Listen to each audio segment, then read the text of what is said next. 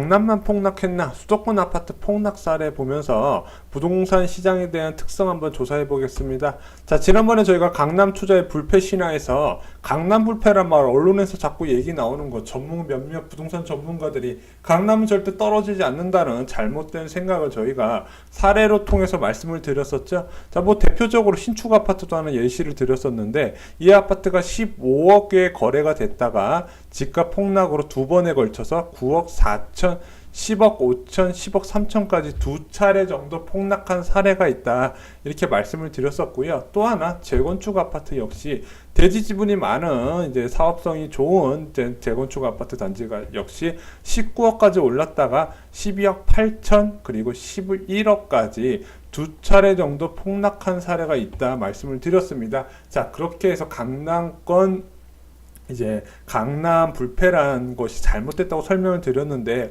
몇몇 분들이 이렇게 오해를 하셨더라고요. 자, 강남 부동산만 투기 세력이 많아져서 떨어졌냐? 실질적으로 강남 지역 투기 세력이 많죠. 왜냐면 전세가율이 지금 강남 지역 50%가 안 된다고 오는 뉴스가 나왔는데 실질적으로 뭐 19억짜리 아파트 지금 호가가 많이 올라서 뭐 20억 되는 아파트 전세가율 보면 10억 정도밖에 안 하죠. 정말 주택이 부족하고 그 지역에 수요가 많다면 전세가율도 같이 올라가야 돼요. 근데 매매가만 쭉 올라가고 전세가는 그대로 있는 상황이란 말이죠.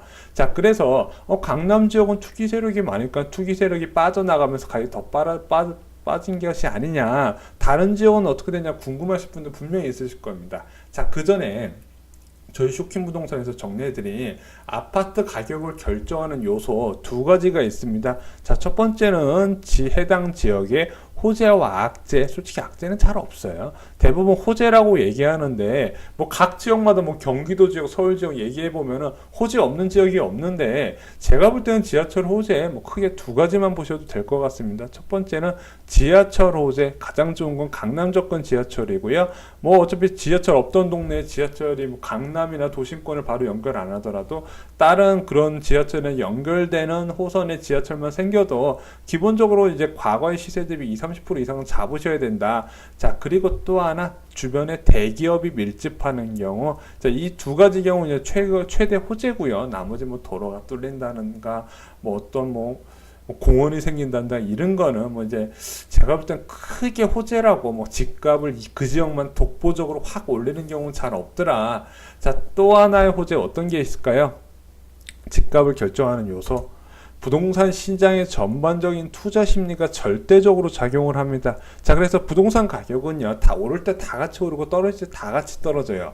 자, 아까 강남 부동산, 자, 2006년에 급등을 해, 1년 동안에 급등을 하고 나서 두 차례 폭락을 겪는데 그 두 차례가 2009년에 이제 미국발 금융위기 때 하고 2012년에 이제 아무래도 이제 전반적인 부동산 시장이 폭락을 하게 됩니다. 이 두 차례 폭락을 하게 되는데 강남만 그랬을까요? 한번 신도시 지역과 서울 지역 한번 살펴보겠습니다. 자, 문촌마을 16단지 U3역 아파트예요. 여기가 주염륜 역세권인데, 자, 이 아파트 단지가 앞에 상가가 도로를 막고 있기 때문에 굉장히 조용하고 쾌적하고 상업시설도 가깝습니다. 그랜드 백화점이 있고 이제 영화관도 있고요. 뭐 생활 편의시설이 다 갖춰진 지역이죠. 뭐 공원도 있고요. 괜찮습니다. 초등학교도 가깝고요. 자, 이 아파트 마지막 실거래가 보면 전용 84제곱미터가 5억이었어요. 자, 이게 9월 거래된 건이었는데, 자, 그럼 저희 처음부터 시작해 보겠습니다. 자, 실거래가 통계를 작성한 게 2006년이죠.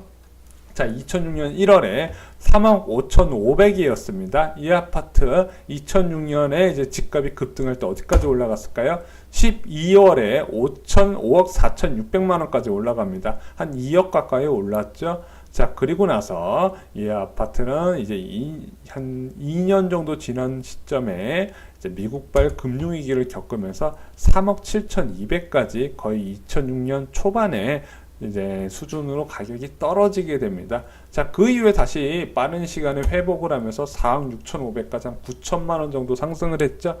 그리고 나서 2012년 전반적인 부동산 경기가 하락했을 때 이제 3억 2,500까지 오히려 급등 전보다 가격이 더 떨어지게 됩니다. 자, 이제 보면은요, 가장 높은 가격 대비 가장 낮은 가격을 계산해 보면 마이너스 40%, 거의 41%, 2% 폭락이더라고요. 자, 이 흐름은요, 저희가 아까 보여드렸던 강남구 아파트 흐름이랑 같습니다. 오를 때 같이 떨어진 게 강남만 오는 게 아니라 수도권 지역도 같이 떨어지더라. 그럼 다른 지역도 한번 보겠습니다. 어디 지역이냐? 평촌 지역입니다. 자, 평촌 지역, 버블7 지역 한 곳으로 2006년 급등이 굉장히 많았죠. 자, 2006년 1월에 4억 3천으로 시작했던 평촌의 아파트는 2006년 12월에 무려 6억 8천으로 2억 5천만 원이 오릅니다. 자, 그리고 나서 미국발 금융위기로 4억 6,800까지 훅 꼬꾸라졌다가 다시 5억 9천까지 빠르게 1억 3천만 원 오르면서 회복을 하고요. 그 이후에 2012년 부동산 암흑 시기에 4억 3천까지 떨어지면서 2006년 1월 시세로 돌아오게 됩니다. 자, 이것도 강남 시세랑 비슷하게 보이죠. 자, 그럼 또 하나 지역 볼게요. 분당 신도시 보겠습니다. 자, 2006년 1월에 5억 4,700이었던 아파트는 2006년 12월에 7억 4천까지 오르면서 천당 밑에 분당이라는 별명이 붙게 됩니다. 자, 그리고 나서 미국발 금융위기에 갑자기 5억으로 뚝 떨어져요. 자, 그리고 2009년 12월에 6억 2천으로 단기간 회복했다가 다시 이 암흑 시기 2012년에 거의 5억까지 하락을 하게 되면서 2006년 시기보다 오히려 더 하락을 하더라. 자, 부동산은 이렇게 침체기가 오면서 투자 심리가 냉각이 되고 공포가 자리가 잡으면은 자, 그전 가격 상관없이 무조건 팍팍 내리게 됩니다. 이게 부동산 시장의 특징이에요. 자, 그래서 전반적으로 강남 지역과 똑같이 오르고 똑같이 떨어지라. 그래서 부동산은 그 지역의 호재와 악재보다는 전반적으로 부동산 심리, 이 심리는 강남이든 신도시든, 자, 2기 신도시든 1기 신도시든 비슷하게 작용을 하더라. 서울 지역도 한번 보겠습니다. 자, 노원구 은행 사거리에 있는 중계청구 3차. 여기가 이제 은행 사거리 중계도 학원가가 있어서 굉장히 집값이 비싼 지역이죠. 전용 84제곱미터가 최근에 7억 9천에 거래가 됐습니다. 자, 이 아파트 2006년 1월에 3억 3천이었습니다. 자, 3억 3천으로 시작해서 5억 3천까지 올랐다가 자, 미국발 금융위기로 한 8천만 원 빠졌지만 많이 빠진 건 아니에요. 그리고 나서 2009년 12월에 무려 1억 5천이 오르면서 6억까지 치고 올라갑니다. 자, 노원구 아파트 같은 경우는 이제 그동안에 아까 봤던 신도시 아파트와 다르게 자, 2006년 고점보다 2009년 고점이 더 높았어요. 그러나 이 아파트도 2012년 부동산 암흑기에 4억 3천까지 빠지게 됩니다. 자, 한 번 오른 집값이 두 번의 폭락을 겪어야 되는 건 어느 아파트 지역이나 다 동일하게 일어납니다. 강남이라고 강남만 무조건 오르는 거 아니고요. 자, 신도시라고 신도시만 무조건 오르는 게 아니더라고요. 자, 항상 오를 때 다 같이 오르고 떨어질 다 같이 떨어지더라. 결정적으로 어느 지역만 오른다고 말하는 사람들 솔직히 믿지 마시기 바랍니다. 자, 그러면은요. 자, 부동산이라는 게 이게 1, 2천만 원 하는 것도 아니고 억 단위가 왔다 갔다 하는 금액인데 자, 솔직히 변동폭이 너무 크잖아요. 5억 3천에 샀던 사람들 무려 두 번의 폭락을 겪었습니다. 자, 이걸로 아실 수 있는 게 아파트 투자는 시세 변동이 굉장히 큰 고위험 투자예요. 시세 변동이 굉장히 크잖아요. 자주 있고 변동이 크잖아요. 오름폭이 있으면 내림폭도 있다. 무작정 상승하는 그런 마법과 같은 상품이 절대 아니라는 거죠.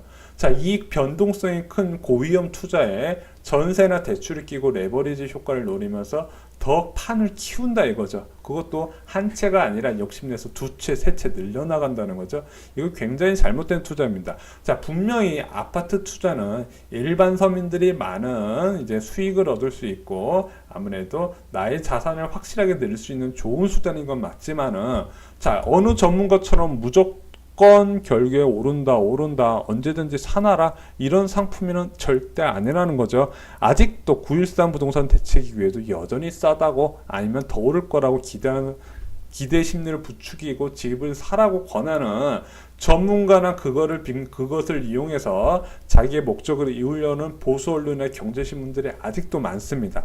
자, 부동산이라는 건 다시 한번 말씀드리면 굉장히 고위험 상품이고요.